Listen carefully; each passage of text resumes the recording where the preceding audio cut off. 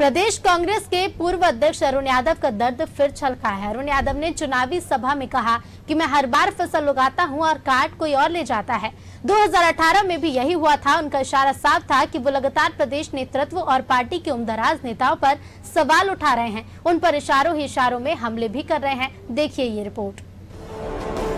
Burhanpur Khandwa Lok Sabha seat के साथ रेगांव, पृथ्वीपुर और अलीराजपुर विधानसभा सीटों पर कांग्रेस ने अपना प्रचार प्रसार अभियान तेज कर दिया है।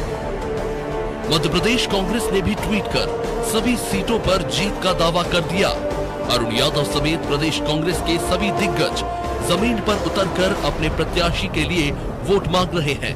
चुनाव की घोषणा होने से पहले ही बुरहानपुर में जीत की जमीन तैयार कर चुके अरुण यादव अब राजनारायण सिंह के लिए प्रचार करते नजर आ रहे हैं। इस दौरान अरुण यादव केंद्र से लेकर मध्य प्रदेश तक बीजेपी पर हमला बोल रहे हैं। देश में फर्जी नेताओं की सरकार होने की वो बात कहते सुनाई दे रहे हैं, लेकिन इसके साथ सुनाई दे रहा है अरुण यादव का दर्द। उनके भाषण में उम्मीदवारी के नाम वापस लेने को लेकर कहीं ना कहीं टीस साफ नजर आ रही है। भाषण देते देते उनके दिल का दर्द भी छलक रहा है।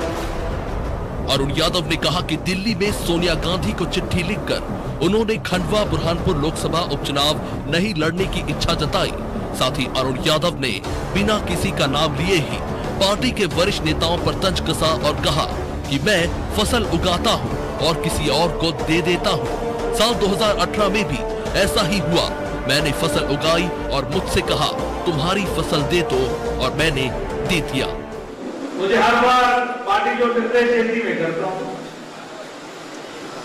हर बार फसल में उगाता हूँ, किसी को दे देता हूँ। हर बार फसल में उगाता हूँ, किसी को दे देता हूँ।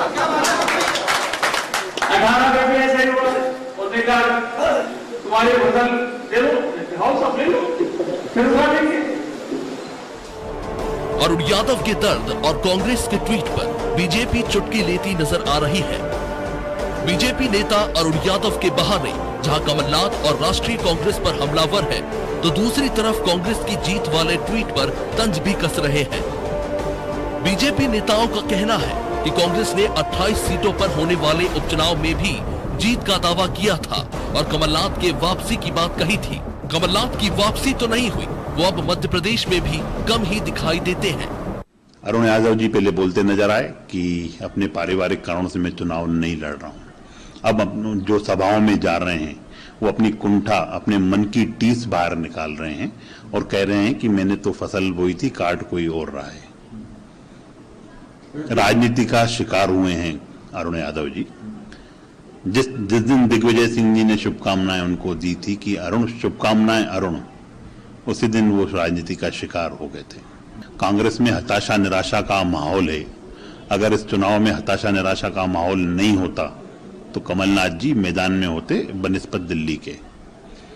दिग्विजय सिंह जी मैदान में होते, दिग्विजय सिंह जी संपर्क करते होते, पर वो यही कहते हुए नजर आते हैं कि मेरे को जहां वोट भेजते हैं वहां मेरे वोट कट जाते हैं।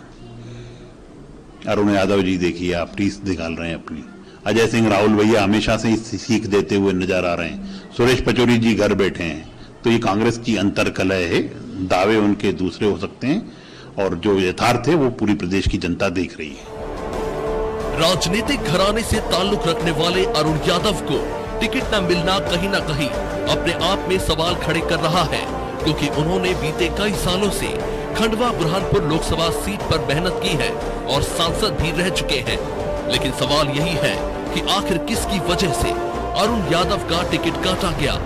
कमलनाथ से दूरी या फिर सुरेंद्र सिंह शेरा की खिलाफत, जिन्होंने पहले तो अरुण का विरोध किया और बाद में मंच साझा करते नजर आ रहे हैं।